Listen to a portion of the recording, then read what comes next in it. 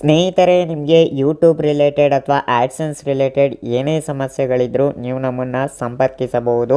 ಅದೇ ರೀತಿ ನಮ್ಮ ಬಳಿ ಆನ್ಲೈನ್ ಸರ್ವೀಸಸ್ಗಳು ಕೂಡ ಇದೆ. ಸೊ ನೀವು ಯಾರು ಇನ್ಕಮ್ ಆ್ಯಂಡ್ ಕ್ಯಾಸ್ಟ್ ಸರ್ಟಿಫಿಕೇಟ್ಗೆ ಅಪ್ಲೈ ಮಾಡೋದಿತ್ತು, ಅದೇ ರೀತಿ ಪಾನ್ ಕಾರ್ಡ್ ಅಥವಾ ವೋಟರ್ ಐ ಡಿ ಕಾರ್ಡ್ಗೆ ಹೊಸದಾಗಿ ಅಪ್ಲೈ ಮಾಡೋದಿತ್ತು, ಇಲ್ಲ ಕರೆಕ್ಷನ್ ಮಾಡಿಸೋದಿತ್ತು ಅಂದರೂ ಕೂಡ ನೀವು ನಮ್ಮನ್ನು ಕಾಂಟ್ಯಾಕ್ಟ್ ಮಾಡ್ಬೋದು. ಹೀಗೆ ಹಲವಾರು ರೀತಿ ಆನ್ಲೈನ್ ಸರ್ವೀಸಸ್ಗಳು ಕೂಡ ನಮ್ಮ ಬಳಿ ಇದೆ. ಸೊ ನಮ್ಮ ಒಂದು ಕಾಂಟ್ಯಾಕ್ಟ್ ನಂಬರ್ ಸ್ಕ್ರೀನಲ್ಲಿ ಕೂಡ ಹಾಕಿರ್ತೀನಿ, ನೀವು ನೋಡ್ಕೊಬೋದು. ಅದೇ ರೀತಿ ಕಾಲ್ ಮಾಡುವ ಮೊದಲು ನಮಗೆ ವಾಟ್ಸಪ್ನಲ್ಲಿ ಮೆಸೇಜ್ ಮಾಡಿ ಆಮೇಲೆ ಕಾಲ್ ಮಾಡಿ. ಹಲೋ ಫ್ರೆಂಡ್ಸ್, ನಮಸ್ಕಾರ. ನಾನು ಇವತ್ತು ನಿಮಗೆ ತಿಳಿಸ್ಕೊಡ್ತಾ ಇರೋದು ಕೆನರಾ ಬ್ಯಾಂಕಲ್ಲಿ ನೆಟ್ ಬ್ಯಾಂಕಿಂಗ್ ಅಕೌಂಟ್ನ ಯಾವ ರೀತಿ ಕ್ರಿಯೇಟ್ ಮಾಡೋದು, ಅದೇ ರೀತಿ ಈ ಒಂದು ನೆಟ್ ಬ್ಯಾಂಕಿಂಗ್ ಅಕೌಂಟ್ನ ಕ್ರಿಯೇಟ್ ಮಾಡ್ತು ಅಂದರೆ ಏನೇನೆಲ್ಲ ಬೆನಿಫಿಟ್ಸ್ ಇದೆ, ಅದೇ ರೀತಿ ಏನೇನೆಲ್ಲ ಯೂಸ್ಫುಲ್ ಇದೆ ಅಂತ ಈ ಒಂದು ವಿಡಿಯೋದಲ್ಲಿ ಡೀಟೇಲ್ ಆಗಿ ತಿಳಿಸ್ಕೊಡ್ತೀನಿ. ಈ ಒಂದು ವಿಡಿಯೋನ ಎಲ್ಲೂ ಸ್ಕಿಪ್ ಮಾಡ್ದೇನೆ ಕೊನೆ ತನಕ ನೋಡಿ. ವಿಡಿಯೋ ಶುರು ಮಾಡೋಣ. ಅದಕ್ಕೂ ಮುಂಚೆ ನೀವಿನ್ನೂ ನನ್ನ ಯೂಟ್ಯೂಬ್ ಚಾನಲ್ನ ಸಬ್ಸ್ಕ್ರೈಬ್ ಆಗಿಲ್ಲ ಅಂದರೆ ಮೇಲ್ಗಡೆ ಕಾಣ್ತಾ ಇರೋ ಬ್ಲ್ಯಾಕ್ ಕಲರ್ ಸಬ್ಸ್ಕ್ರೈಬ್ ಬಟನ್ ಮೇಲೆ ಕ್ಲಿಕ್ ಮಾಡಿ, ಹಾಗೆ ಪಕ್ಕ ಬರೋ ನೋಟಿಫಿಕೇಶನ್ ಮೇಲೆ ಕ್ಲಿಕ್ ಮಾಡಿ ಆಲ್ನ ಸೆಲೆಕ್ಟ್ ಮಾಡ್ಕೊಳ್ಳಿ. ನಾನು ಇದೇ ರೀತಿ ಯಾವುದೇ ಹೊಸ ವಿಡಿಯೋಸ್ಗಳನ್ನ ಅಪ್ಲೋಡ್ ಮಾಡಿದ್ರು ನಿಮಗೆ ಕೂಡಲೇ ನೋಟಿಫಿಕೇಶನ್ ಅನ್ನೋದು ಬರ್ತಾ ಇರುತ್ತೆ.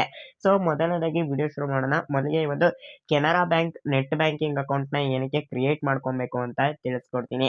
ಸೊ ನೀವು ಈ ಒಂದು ಕೆನರಾ ಬ್ಯಾಂಕ್ ನೆಟ್ ಬ್ಯಾಂಕಿಂಗ್ ಅಕೌಂಟ್ನ ಕ್ರಿಯೇಟ್ ಮಾಡ್ಕೊಂತು ಅಂದರೆ ಮೊದಲನೇದಾಗಿ ನೀವು ನಿಮ್ಮ ಒಂದು ಬ್ಯಾಂಕ್ ಬ್ಯಾಲೆನ್ಸ್ನ ಚೆಕ್ ಮಾಡ್ಕೊಬೋದು. ಅದೇ ರೀತಿ ಬ್ಯಾಂಕಿಂದು ಸ್ಟೇಟ್ಮೆಂಟ್ನ ತೆಗಿಬೋದು. ಅದೇ ರೀತಿ ನಿಮ್ಮ ಒಂದು ATM ಕಾರ್ಡು ಏನಾದರೂ ಕಳೆದೋಗಿತ್ತು ಅಂದರೆ ಅದನ್ನು ನೀವು ಬ್ಲಾಕ್ ಮಾಡಿಸ್ಬೋದು. ಅದೇ ರೀತಿ ATM ಕಾರ್ಡ್ ಪಿನ್ ಜನ್ರೇಷನ್ ಮಾಡಿಸ್ಕೋಬೋದು. ಸೊ ಈ ರೀತಿ ತುಂಬಾನೇ ಅನೇಕ ಒಂದು ಫೀಚರ್ಸ್ಗಳು ಈ ಒಂದು ನೆಟ್ ಬ್ಯಾಂಕಿಂಗ್ ಅಕೌಂಟ್ನ ಕ್ರಿಯೇಟ್ ಮಾಡ್ತು ಅಂದರೆ ಸಿಗುತ್ತೆ. ಸೊ ಇನ್ನು ಈ ಒಂದು ನೆಟ್ ಬ್ಯಾಂಕಿಂಗ್ ಅಕೌಂಟ್ನ ಯಾವ ರೀತಿ ಕ್ರಿಯೇಟ್ ಮಾಡೋದು ಅಂತ ತಿಳಿಸ್ಕೊಡ್ತೀನಿ. ಸೊ ನೀವು ಈ ಒಂದು ನೆಟ್ ಬ್ಯಾಂಕಿಂಗ್ ಅಕೌಂಟ್ನ ಕ್ರಿಯೇಟ್ ಮಾಡಬೇಕು ಅಂದರೆ ಮೊದಲನೇದಾಗಿ ನಿಮ್ಮ ಹತ್ರ ಪಾಸ್ಬುಕ್ ಇರಬೇಕಾಗುತ್ತೆ. ಸೊ ಆಬ್ವಿಯಸ್ಲಿ ಅಕೌಂಟ್ ಓಪನ್ ಮಾಡಿದ್ದೀರಾ ಅಂದರೆ ಪಾಸ್ಬುಕ್ ಇದ್ದೇ ಇರುತ್ತೆ. ಬಟ್ ನೀವು ಈ ಒಂದು ನೆಟ್ ಬ್ಯಾಂಕಿಂಗ್ ಅಕೌಂಟ್ ಓಪನ್ ಮಾಡಬೇಕಾದ್ರೆ ಪಾಸ್ಬುಕ್ನ ರೆಡಿ ಮಾಡಿ ಇಟ್ಕೊಂಡಿರಿ ಅಂತ ಹೇಳ್ತೀನಿ. ಇನ್ನು ಅದೇ ರೀತಿ ನಿಮ್ಮ ಒಂದು ರಿಜಿಸ್ಟರ್ ಮೊಬೈಲ್ ನಂಬರ್ ಏನಿರುತ್ತೆ ಅದು ಕೂಡ ಆಕ್ಟಿವ್ ಅಲ್ಲಿ ಇರಬೇಕಾಗುತ್ತೆ. ಟೈಮ್ಸ್ ಕೆಲವರು ಈ ಒಂದು ರಿಜಿಸ್ಟರ್ ಮೊಬೈಲ್ ನಂಬರ್ಗೆ ರೀಚಾರ್ಜ್ ಮಾಡಿರೋದಿಲ್ಲ. ಸೊ ಸ್ವಲ್ಪ ದಿನ ಹಾಗೆ ಇರಲಿ ಅಂತ ಬಿಟ್ಟಿರ್ತಾರೆ. ಸೊ ಆ ಥರ ಏನಾದ್ರು ಇತ್ತು ಅಂದರೆ ದಯವಿಟ್ಟು ರೀಚಾರ್ಜ್ ಮಾಡಿ ಇಟ್ಕೊಂಡಿರಿ. ಸೊ ಯಾಕಂದರೆ ಇದು ಆಕ್ಟಿವ್ ಅಲ್ಲಿ ಇದ್ರೆ ಮಾತ್ರ ನೀವು ಈ ಒಂದು ನೆಟ್ ಬ್ಯಾಂಕಿಂಗ್ ಅಕೌಂಟ್ನ ಕ್ರಿಯೇಟ್ ಮಾಡೋದಕ್ಕೆ ಸಾಧ್ಯ. ಸೊ ಯಾಕಂದರೆ OTP ಎಲ್ಲ ಬರುತ್ತಲ್ವಾ, ಹಾಗಾಗಿ. ಸೊ ಇನ್ನು ಈ ಒಂದು ನೆಟ್ ಬ್ಯಾಂಕಿಂಗ್ ಅಕೌಂಟ್ನ ಯಾವ ರೀತಿ ಕ್ರಿಯೇಟ್ ಮಾಡ್ಕೊಳ್ಳೋದು ಅಂತ ತಿಳಿಸ್ಕೊಡ್ತೀನಿ. ಸೊ ಮೊದಲನೇದಾಗಿ ನಾನು ನನ್ನ ಒಂದು ಮೊಬೈಲಲ್ಲಿ ಸ್ಕ್ರೀನ್ ರೆಕಾರ್ಡರ್ನ ಆನ್ ಮಾಡ್ಕೊತೀನಿ. ಈ ಒಂದು ಸ್ಕ್ರೀನ್ ರೆಕಾರ್ಡರ್ ಏನಿದೆ ಅದನ್ನು ನಾನು ಇವಾಗ ಸ್ಕ್ರೀನಲ್ಲಿ ಕೂಡ ಹಾಕಿರ್ತೀನಿ, ನೀವು ನೋಡ್ಕೊಬೋದು. ಸೊ ಮೊದಲನೇದಾಗಿ ನೀವು ನಿಮ್ಮ ಒಂದು ಮೊಬೈಲಲ್ಲಿ ಕ್ರೋಮ್ ಬ್ರೌಸರ್ ಅಪ್ಲಿಕೇಶನ್ ಅನ್ನು ಓಪನ್ ಮಾಡ್ಕೊಳ್ಳಿ. ಓಪನ್ ಮಾಡ್ಕೊಂತು ಅಂದರೆ ನಿಮಗೆ ಈ ರೀತಿ ಒಂದು ಇಂಟರ್ಫೇಸ್ ಬರುತ್ತೆ. ಈ ರೀತಿ ಇಂಟರ್ಫೇಸ್ ಬಂದ ನಂತರ ಸರ್ಚ್ ಬಾರ್ನಲ್ಲಿ ಕೆನರಾ ಬ್ಯಾಂಕ್ ಅಂತ ಸರ್ಚ್ ಮಾಡಬೇಕಾಗುತ್ತೆ. ಸೊ ಕೆನರಾ ಬ್ಯಾಂಕ್ ಅಂತ ಸರ್ಚ್ ಮಾಡ್ತು ಅಂದರೆ ನಿಮಗೆ ಈ ರೀತಿ ಒಂದು ಇಂಟರ್ಫೇಸ್ ಬರುತ್ತೆ. ಸೊ ಇಲ್ಲಿ ಮೊದಲನೇ ಒಂದು ವೆಬ್ಸೈಟ್ ಕಾಣುತ್ತೆ, ಕೆನರಾ ಬ್ಯಾಂಕ್ ಅಂತ. ಸೊ ಈ ಒಂದು ವೆಬ್ಸೈಟ್ ಮೇಲೆ ಕ್ಲಿಕ್ ಮಾಡ್ಕೊಳ್ಳಿ. ಅದೇ ರೀತಿ ಈ ಒಂದು ಕೆನರಾ ಬ್ಯಾಂಕಿಂದು ಮೊಬೈಲ್ ಅಪ್ಲಿಕೇಶನ್ ಕೂಡ ಅವೈಲೇಬಲ್ ಇದೆ. ಈ ಒಂದು ಮೊಬೈಲ್ ಅಪ್ಲಿಕೇಶನ್ನ ಯಾವ ರೀತಿ ಆಕ್ಟಿವೇಟ್ ಮಾಡ್ಕೊಳ್ಳೋದು ಅಂತ ನಾನು ಮುಂಬರುವ ವಿಡಿಯೋಸ್ಗಳಲ್ಲಿ ತಿಳಿಸ್ಕೊಡ್ತೀನಿ. ಸೊ ಸದ್ಯಕ್ಕೆ ನೀವು ಈ ಒಂದು ನೆಟ್ ಬ್ಯಾಂಕಿಂಗ್ ಅಕೌಂಟ್ನ ಓಪನ್ ಮಾಡಿ ಇಟ್ಕೊಂಡಿರಿ. ಇನ್ನು ನೆಕ್ಸ್ಟ್ ನೀವು ಈ ಒಂದು ಕೆನರಾ ಬ್ಯಾಂಕ್ ಒಂದು ವೆಬ್ಸೈಟ್ಗೆ ವಿಸಿಟ್ ಮಾಡಿದ ನಂತರ ನಿಮಗೆ ಇಲ್ಲಿ ಮೊದಲನೇ ಒಂದು ಆಪ್ಷನ್ ಕಾಣುತ್ತೆ, ನೆಟ್ ಬ್ಯಾಂಕಿಂಗ್ ಲಾಗಿನ್ ಅಂತ. ಸೊ ಈ ಒಂದು ಆಪ್ಷನ್ ಮೇಲೆ ಕ್ಲಿಕ್ ಮಾಡ್ಕೊಳ್ಳಿ. ಕ್ಲಿಕ್ ಮಾಡ್ಕೊಂಡ ನಂತರ ನೆಕ್ಸ್ಟ್ ನಿಮಗೆ ಈ ರೀತಿ ಒಂದು ಇಂಟರ್ಫೇಸ್ ಬರುತ್ತೆ.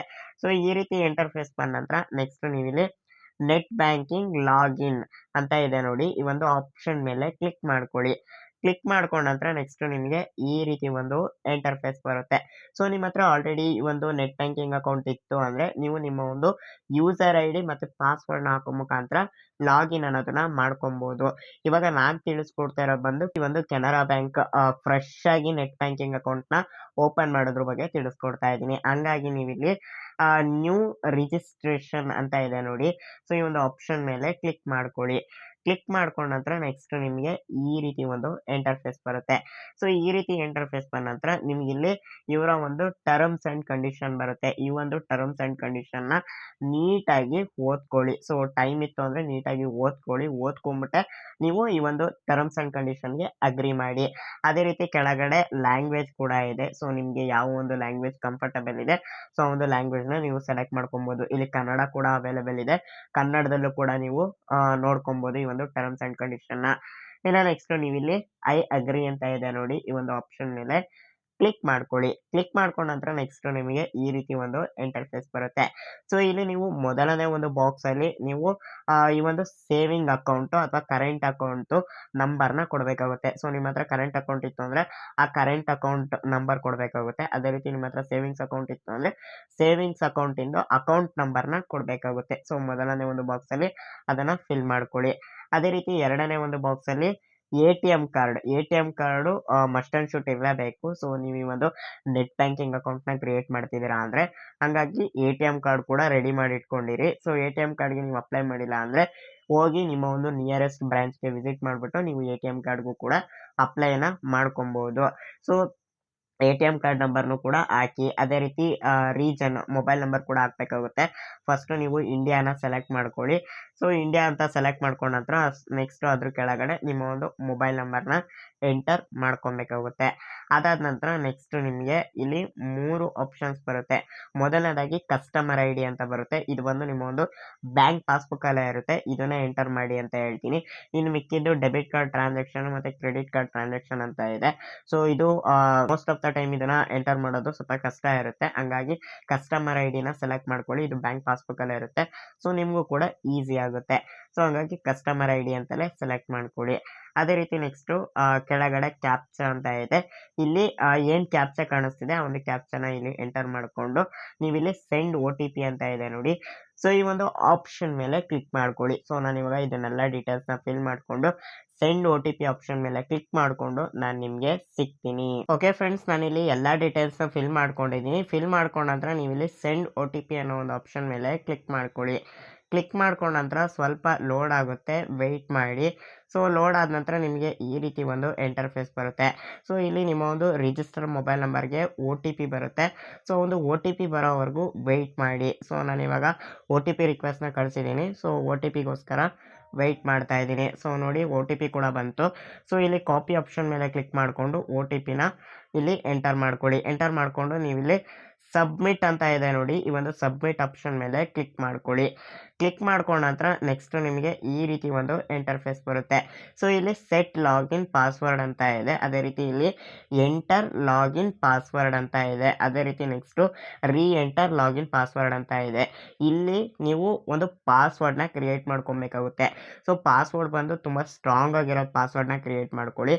ಸೊ ಪಾಸ್ವರ್ಡ್ ಯಾವ ರೀತಿ ಇರಬೇಕು ಅಂತ ಎಕ್ಸಾಂಪಲ್ ಪಾಸ್ವರ್ಡ್ನ ನಾನು ಇವಾಗ ಸ್ಕ್ರೀನಲ್ಲಿ ಕೂಡ ಹಾಕಿರ್ತೀನಿ, ನೀವು ನೋಡ್ಕೊಬೋದು. ಸೊ ಈ ರೀತಿ ಒಂದು ಸ್ಟ್ರಾಂಗ್ ಪಾಸ್ವರ್ಡ್ನ ಕ್ರಿಯೇಟ್ ಮಾಡ್ಕೊಳ್ಳಿ. ಸೊ ಲಾಗಿನ್ ಪಾಸ್ವರ್ಡಲ್ಲೂ ಕೂಡ ಪಾಸ್ವರ್ಡ್ನ ಎಂಟರ್ ಮಾಡ್ಕೊಳ್ಳಿ. ಅದೇ ರೀತಿ ಕೆಳಗಡೆ ಎಂಟರ್ ಲಾಗಿನ್ ಪಾಸ್ವರ್ಡ್ ಅಂತ ಇದೆ ನೋಡಿ, ಅಲ್ಲೂ ಕೂಡ ಸೇಮ್ ಅದೇ ಪಾಸ್ವರ್ಡ್ನೇ ಎಂಟರ್ ಮಾಡ್ಕೊಳ್ಳಿ. ಎಂಟರ್ ಮಾಡಿಕೊಂಡು ನೀವಿಲ್ಲಿ ಸಬ್ಮಿಟ್ ಅನ್ನೋ ಒಂದು ಆಪ್ಷನ್ ಮೇಲೆ ಕ್ಲಿಕ್ ಮಾಡ್ಕೊಳ್ಳಿ. ನಾನಿವಾಗ ಪಾಸ್ವರ್ಡ್ನ ಕ್ರಿಯೇಟ್ ಮಾಡಿಕೊಂಡು ಸಬ್ಮಿಟ್ ಆಪ್ಷನ್ ಮೇಲೆ ಕ್ಲಿಕ್ ಮಾಡಿಕೊಂಡು ನಾನು ನಿಮಗೆ ಸಿಗ್ತೀನಿ. ಸೊ ಓಕೆ ಫ್ರೆಂಡ್ಸ್, ನಾನಿಲ್ಲಿ ಪಾಸ್ವರ್ಡ್ನ ಕ್ರಿಯೇಟ್ ಮಾಡ್ಕೊಂಡಿದ್ದೀನಿ. ಕ್ರಿಯೇಟ್ ಮಾಡ್ಕೊಂಡ ನಂತರ ನೀವಿಲ್ಲಿ ಸಬ್ಮಿಟ್ ಅನ್ನೋ ಒಂದು ಆಪ್ಷನ್ ಮೇಲೆ ಕ್ಲಿಕ್ ಮಾಡ್ಕೊಳ್ಳಿ. ಕ್ಲಿಕ್ ಮಾಡ್ಕೊಂಡ ನಂತರ ನೆಕ್ಸ್ಟ್ ನಿಮಗೆ ಈ ರೀತಿ ಒಂದು ಇಂಟರ್ಫೇಸ್ ಬರುತ್ತೆ. ಸೊ ಅದೇ ರೀತಿ ನಿಮಗಿಲ್ಲಿ you have successfully registered for your net banking and your net banking user I D ಅಂತ ನಿಮಗಿಲ್ಲಿ ನಿಮ್ಮ ಒಂದು ಯೂಸರ್ ಐ ಡಿ ಕೂಡ ಇಲ್ಲಿ ಬರುತ್ತೆ. ನೀವು ಇದನ್ನು ಒಂದು ಸ್ಕ್ರೀನ್ಶಾಟ್ ಹೊಡೆದು ಇಟ್ಕೊಳ್ಳಿ. ಸೊ ಬೆಟರು, ಇಲ್ಲಾಂದರೆ ಒಂದು ನೋಟ್ಬುಕ್ಕಲ್ಲಿ ನೋಟ್ ಮಾಡಿ ಇಟ್ಕೊಳ್ಳಿ. ಸೊ ನಾನಿವಾಗ ಇದನ್ನು ಕಾಪಿ ಮಾಡ್ಕೊಂಡಿರ್ತೀನಿ. ಅದೇ ರೀತಿ ನಾನೊಂದು ಸ್ಕ್ರೀನ್ಶಾಟ್ ಕೂಡ ತೆಗೆದಿಟ್ಕೊಂಡಿರ್ತೀನಿ. ಇಲ್ಲಿ ನೀವು ಲಾಗಿನ್ ಅಂತ ಇದೆ ನೋಡಿ, ಈ ಒಂದು ಲಾಗಿನ್ ಆಪ್ಷನ್ ಮೇಲೆ ಕ್ಲಿಕ್ ಮಾಡ್ಕೊಳ್ಳಿ. ಕ್ಲಿಕ್ ಮಾಡ್ಕೊಂಡ ನಂತರ ನೆಕ್ಸ್ಟ್ ನಿಮಗೆ ಈ ರೀತಿ ಒಂದು ಇಂಟರ್ಫೇಸ್ ಬರುತ್ತೆ. ಸೊ ಇಲ್ಲಿ ಯೂಸರ್ ಐ ಡಿ ಅಂತ ಇದೆ ನೋಡಿ, ಇಲ್ಲಿ ನಿಮ್ಗೆ ಅಲ್ಲೇನು ಸ್ಟಾರ್ಟಿಂಗಲ್ಲಿ ಯೂಸರ್ ಐ ಡಿ ತೋರಿಸ್ತು ಅದನ್ನು ಎಂಟರ್ ಮಾಡ್ಕೊಳ್ಳಿ. ಕೆಳಗಡೆ ಪಾಸ್ವರ್ಡ್ ಅಂತ ಬರುತ್ತೆ, ಆ ಒಂದು ಪಾಸ್ವರ್ಡ್ ನೀವೇನು ಪಾಸ್ವರ್ಡ್ ಕ್ರಿಯೇಟ್ ಮಾಡ್ಕೊಂಡಿದ್ರಿ ಲಾಗಿನ್ ಪಾಸ್ವರ್ಡು ಅದನ್ನು ಎಂಟರ್ ಮಾಡ್ಕೊಳ್ಳಿ. ಅದೇ ರೀತಿ ಇಲ್ಲಿ ಕ್ಯಾಪ್ಚಾ ಕೋಡ್ ಏನು ಕಾಣಿಸ್ತಿದೆ ಈ ಒಂದು ಕ್ಯಾಪ್ಚಾ ಕೋಡ್ನ ಇಲ್ಲಿ ಎಂಟರ್ ಮಾಡಿಕೊಂಡು ನೀವಿಲ್ಲಿ ಲಾಗಿನ್ ಅನ್ನೋ ಒಂದು ಆಪ್ಷನ್ ಮೇಲೆ ಕ್ಲಿಕ್ ಮಾಡ್ಕೊಬೇಕಾಗುತ್ತೆ. ಸೊ ನಾನಿವಾಗ ಯೂಸರ್ ಐ ಡಿ ಮತ್ತು ಪಾಸ್ವರ್ಡ್ನ ಹಾಕಿ ಕ್ಯಾಪ್ಚಾ ಕೋಡ್ನ ಎಂಟರ್ ಮಾಡಿಕೊಂಡು ನಾನು ನಿಮಗೆ ಸಿಗ್ತೀನಿ. ಓಕೆ ಫ್ರೆಂಡ್ಸ್, ನಾನಿಲ್ಲಿ ನನ್ನ ಒಂದು ಯೂಸರ್ ಐ ಡಿ ಮತ್ತು ಪಾಸ್ವರ್ಡ್ನ ಹಾಕಿದ್ದೀನಿ. ಅದೇ ರೀತಿ ಕ್ಯಾಪ್ಚಾ ಕೋಡ್ ಕೂಡ ಎಂಟರ್ ಮಾಡ್ಕೊಂಡಿದ್ದೀನಿ. ಎಂಟರ್ ಮಾಡ್ಕೊಂಡ ನಂತರ ನೀವಿಲ್ಲಿ ಲಾಗಿನ್ ಅನ್ನೋ ಒಂದು ಆಪ್ಷನ್ ಮೇಲೆ ಕ್ಲಿಕ್ ಮಾಡ್ಕೊಳ್ಳಿ. ಕ್ಲಿಕ್ ಮಾಡ್ಕೊಂಡ ನಂತರ ನೆಕ್ಸ್ಟ್ ನಿಮಗೆ ಈ ರೀತಿ ಒಂದು ಇಂಟರ್ಫೇಸ್ ಬರುತ್ತೆ. ಸೊ ಇಲ್ಲಿ ನೀವು ಓಕೆ ಆಪ್ಷನ್ ಮೇಲೆ ಕ್ಲಿಕ್ ಮಾಡ್ಕೊಳ್ಳಿ. ಕ್ಲಿಕ್ ಮಾಡ್ಕೊಂಡ ನಂತರ ನೆಕ್ಸ್ಟ್ ನಿಮಗೆ ಈ ರೀತಿ ಒಂದು ಇಂಟರ್ಫೇಸ್ ಬರುತ್ತೆ. ಇಲ್ಲಿ ನಿಮ್ಮ ಒಂದು ಬ್ಯಾಲೆನ್ಸ್ ಕೂಡ ತೋರಿಸುತ್ತೆ. ಅದೇ ರೀತಿ ಡೆಪಾಸಿಟ್ ಎಷ್ಟಾಗಿದೆ ಏನು ಪ್ರತಿಯೊಂದು ಕೂಡ ನಿಮಗಿಲ್ಲಿ ತೋರಿಸುತ್ತೆ. ಅದೇ ರೀತಿ ನೀವು ಇನ್ನೂ ಮೋರ್ ಡೀಟೇಲ್ಸ್ ಬೇಕು ಅಂದರೆ ಇಲ್ಲಿ ವ್ಯೂ ಮೋರ್ ಅಂತ ಕ್ಲಿಕ್ ಮಾಡ್ತು ಅಂದರೆ ಇನ್ನು ಹೆಚ್ಚಿನ ಒಂದು ನಿಮ್ಮ ಒಂದು ಬ್ಯಾಂಕ್ ಡೀಟೇಲ್ಸ್ ಅನ್ನೋದು ತೋರಿಸುತ್ತೆ. ಅದೇ ರೀತಿ ನೆಕ್ಸ್ಟ್ ನೋಡೋದಾದ್ರೆ ವ್ಯೂ ಸ್ಟೇಟ್ಮೆಂಟ್ ಅಂತ ಇದೆ. ಇಲ್ಲಿ ವ್ಯೂ ಸ್ಟೇಟ್ಮೆಂಟ್ ಮೇಲೆ ಕ್ಲಿಕ್ ಮಾಡ್ತು ಅಂದರೆ ನೀವು ಏನೇನು ಟ್ರಾನ್ಸಾಕ್ಷನ್ ಮಾಡಿದ್ದೀರಾ ಆ ಟ್ರಾನ್ಸಾಕ್ಷನ್ ಹಿಸ್ಟ್ರಿ ಎಲ್ಲ ತೋರಿಸುತ್ತೆ. ಅದೇ ರೀತಿ ನೆಕ್ಸ್ಟ್ ನೀವು ಹಾಗೆ ಸ್ಕ್ರೀನ್ನ ಸ್ಕ್ರಾಲ್ ಮಾಡ್ತು ಅಂದರೆ ಇಲ್ಲಿ ನೋಡ್ತಾ ಇದ್ರೆ ಇನ್ನು ನಿಮ್ಮ ಒಂದು ಅಕೌಂಟ್ ನಂಬರು ಅಕೌಂಟ್ ಡೀಟೇಲ್ಸ್ ಎಲ್ಲ ನೀಟಾಗಿ ಫೆಚ್ ಆಗುತ್ತೆ. ಸೊ ಅದೇ ರೀತಿ ನೆಕ್ಸ್ಟು ಇಲ್ಲಿ ಪ್ರೊಫೈಲ್ ಐಕಾನ್ ಮೇಲೆ ಕ್ಲಿಕ್ ಮಾಡ್ಕೊಂತು ಅಂದರೆ ಇಲ್ಲಿ ನಿಮ್ಮ ಒಂದು ಪ್ರೊಫೈಲ್ ತೋರಿಸುತ್ತೆ. ಅದೇ ರೀತಿ ನಿಮ್ಮ ಒಂದು ಅಕೌಂಟ್ ಪ್ರೈಮರಿ ಅಕೌಂಟ್ ನಂಬರ್ ತೋರಿಸುತ್ತೆ. ಅದೇ ರೀತಿ ಫೈನಾನ್ಷಿಯಲ್ ಟ್ರಾನ್ಸಾಕ್ಷನ್ ಹಿಸ್ಟ್ರಿ ತೋರಿಸುತ್ತೆ. ಅದೇ ರೀತಿ ನೀವು ನಿಮ್ಮ ಒಂದು ಟ್ರಾನ್ಸಾಕ್ಷನ್ ಲಿಮಿಟ್ನು ಕೂಡ ನೀವು ಸೆಟ್ ಮಾಡ್ಕೊಬೋದು. ಅದೇ ರೀತಿ ನೀವು ಟ್ರಾನ್ಸಾಕ್ಷನ್ನ ಲಾಕ್ ಅಥವಾ ಅನ್ಲಾಕ್ ಕೂಡ ಮಾಡ್ಕೊಬೋದು. ಅದೇ ರೀತಿ ಜನರೇಟ್ ನ್ಯೂ ಟ್ರಾನ್ಸಾಕ್ಷನ್ ಪಾಸ್ವರ್ಡ್ ಅಂತ ಇದೆ, ನೀವು ಪಾಸ್ವರ್ಡ್ನು ಕೂಡ ಸೆಟ್ ಮಾಡ್ಕೊಬೋದು. ಅದೇ ರೀತಿ ನೀವು ಸೆಕ್ಯೂರಿಟಿ ಒಂದು ಕ್ವಶನ್ಸ್ಗಳನ್ನೂ ಕೂಡ ಸೆಟ್ ಮಾಡ್ಕೊಬೋದು. ಅದೇ ರೀತಿ ನೆಕ್ಸ್ಟು ಪರ್ಸ್ನಲೈಸ್ ಡ್ಯಾಶ್ ಬೋರ್ಡ್ ಅಂತ ಇದೆ, ಅಂದರೆ ಇಲ್ಲಿ ನಿಮಗೆ ಇನ್ನೂ ಹೆಚ್ಚಿನ ಒಂದು ಫೀಚರ್ಸ್ಗಳು ಸಿಗುತ್ತೆ. ಸೊ ಅದೇ ರೀತಿ ನೆಕ್ಸ್ಟು ಚೇಂಜ್ ಲಾಗಿನ್ ಪಾಸ್ವರ್ಡ್ ಅಂತ ಇದೆ, ಇಲ್ಲಿ ನೀವು ಲಾಗಿನ್ ಪಾಸ್ವರ್ಡ್ನು ಕೂಡ ಚೇಂಜಸ್ ಮಾಡ್ಕೊಬೋದು. ಅದೇ ರೀತಿ ಚೇಂಜ್ ಟ್ರಾನ್ಸಾಕ್ಷನ್ ಪಾಸ್ವರ್ಡ್ ಅಂತ ಇದೆ. ಸೊ ನೀವು ಟ್ರಾನ್ಸಾಕ್ಷನ್ ಪಾಸ್ವರ್ಡ್ ಏನಾದ್ರು ಇಟ್ಕೊಂಡಿತ್ತು ಅಂದರೆ ಅದನ್ನು ಕೂಡ ನೀವು ಚೇಂಜಸ್ನ ಮಾಡ್ಕೊಬೋದು. ಸೊ ಈ ರೀತಿ ಸಾಕಷ್ಟು ಆಪ್ಷನ್ಸ್ಗಳು ಸಿಗುತ್ತೆ. ಸೊ ನಾನು ನೆಕ್ಸ್ಟ್ ವಿಡಿಯೋದಲ್ಲಿ ಈ ಒಂದು ಕೆನರಾ ಬ್ಯಾಂಕ್ ಮೊಬೈಲ್ ಅಪ್ಲಿಕೇಶನ್ನ ಯಾವ ರೀತಿ ಆ್ಯಕ್ಟಿವೇಟ್ ಮಾಡ್ಕೊಳ್ಳೋದು ಅಂತ ತಿಳಿಸ್ಕೊಡ್ತೀನಿ. ಸೊ ಸದ್ಯಕ್ಕೆ ಈ ರೀತಿ ನೀವು ಈ ಒಂದು ನೆಟ್ ಬ್ಯಾಂಕಿಂಗ್ ಅಕೌಂಟ್ನ ಓಪನ್ ಮಾಡಿ ಇಟ್ಕೊಳ್ಳಿ. ಅದೇ ರೀತಿ ಈ ಒಂದು ನೆಟ್ ಬ್ಯಾಂಕಿಂಗ್ ಅಕೌಂಟಲ್ಲಿ ನಾವು ಮುಂದಿನ ದಿನಗಳಲ್ಲಿ ಯಾವ ರೀತಿ ಅಮೌಂಟ್ನ ಟ್ರಾನ್ಸಾಕ್ಷನ್ ಮಾಡೋದು ಮತ್ತು ನಾವು ಯಾವ ರೀತಿ ಒಂದು ATM ಕಾರ್ಡ್ನ ಪಿನ್ ಜನ್ರೇಟ್ ಮಾಡ್ಕೊಳ್ಳೋದು, ಸೊ ಇದ್ರ ಬಗ್ಗೆ ಎಲ್ಲ ನಾನು ಮುಂದಿನ ದಿನಗಳಲ್ಲಿ ವಿಡಿಯೋ ಮಾಡಿ ತಿಳಿಸ್ಕೊಡ್ತೀನಿ. ಸೊ ಐ ಹೋಪ್ ನಿಮಗೆ ಈ ಒಂದು ವಿಡಿಯೋ ಇಷ್ಟ ಆಗಿತ್ತು, ಅದೇ ರೀತಿ ಈ ಒಂದು ವಿಡಿಯೋ ನಿಮಗೆ ಹೆಲ್ಪ್ಫುಲ್ ಆಯಿತು ಅಂದರೆ ವಿಡಿಯೋಗೆ ಲೈಕ್ ಮಾಡಿ. ಹಾಗೆ ಈ ಒಂದು ವಿಡಿಯೋನ ನಿಮ್ಮ ಒಂದು ಫ್ರೆಂಡ್ಸ್ ಫ್ಯಾಮಿಲಿ ಮೆಂಬರ್ಸ್ಗಳ ಜೊತೆ ಸೋಷಿಯಲ್ ಮೀಡಿಯಾಗಳಲ್ಲಿ ಶೇರ್ ಮಾಡಿ. ಸೊ ಹಾಗೆ ನೀವು ಇನ್ನೂ ನನ್ನ ಯೂಟ್ಯೂಬ್ ಚಾನಲ್ನ ಸಬ್ಸ್ಕ್ರೈಬ್ ಆಗಿಲ್ಲ ಅಂದರೆ ಮೇಲ್ಗಡೆ ಕಾಣ್ತಾ ಇರೋ ಬ್ಲ್ಯಾಕ್ ಕಲರ್ ಸಬ್ಸ್ಕ್ರೈಬ್ ಬಟನ್ ಮೇಲೆ ಕ್ಲಿಕ್ ಮಾಡಿ. ಹಾಗೆ ಪಕ್ಕದ ಬರೋ ನೋಟಿಫಿಕೇಷನ್ ಮೇಲೆ ಕ್ಲಿಕ್ ಮಾಡಿ ಆನ್ಲೈನ್ ಸೆಲೆಕ್ಟ್ ಮಾಡ್ಕೊಳ್ಳಿ. ನಾನು ಇದೇ ರೀತಿ ಯಾವುದೇ ಹೊಸ ವೀಡಿಯೋಸ್ಗಳನ್ನು ಅಪ್ಲೋಡ್ ಮಾಡಿದ್ರು ನಿಮಗೆ ಕೂಡಲೇ ನೋಟಿಫಿಕೇಷನ್ ಅನ್ನೋದು ಬರ್ತಾ ಇರುತ್ತೆ. ಸೊ ಹಾಗೆ ಈ ವಿಡಿಯೋ ಅನಿಸಿಕೆ ಅಭಿಪ್ರಾಯಗಳನ್ನು ಕೂಡ ಕಮೆಂಟ್ ಸೆಕ್ಷನಲ್ಲಿ ಕಮೆಂಟ್ ಮಾಡಿ ತಿಳಿಸಿ. ಸೊ ಹಾಗೆ ನೀವು ಇನ್ನೂ ನನ್ನ Telegram channel, WhatsApp channel, Instagram ಮತ್ತು ಫೇಸ್ಬುಕ್ ಪೇಜ್ನಲ್ಲಿ ನನ್ನನ್ನು ಫಾಲೋ ಮಾಡ್ತಾ ಇಲ್ಲ ಅಂದರೆ ಈ ಕೂಡಲೇ ಫಾಲೋ ಮಾಡ್ಕೊಳ್ಳಿ. So thank you.